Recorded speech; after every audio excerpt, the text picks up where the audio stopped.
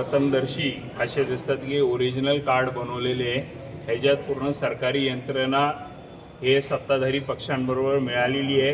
हे प्रभाग क्रमांक 4 मधले आमचे उमेदवार आहेत, त्यांनी हे मतदार कार्ड जे पोस्टमॅनचं काम आहे की ते मतदारांपर्यंत पोहोचवायचं, हे राजकीय पक्षाचे कार्यकर्त्यांपाशी हे भेटलेले, राष्ट्रवादी काँग्रेस पार्टीचे कार्यकर्त्यांपाशी हे फॉर्म भेटलेले।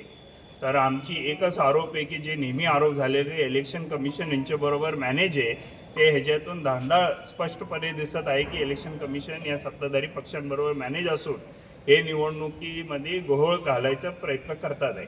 माझा सर्वप्रथम प्रश्न आहे की जेव्हा इलेक्शन कमिशनचे एनव्हलप्स जर प्रायव्हेट माणसापाशी भेटतात ते, तरी इलेक्शन कमिशनचं साफ फेलियर आहे।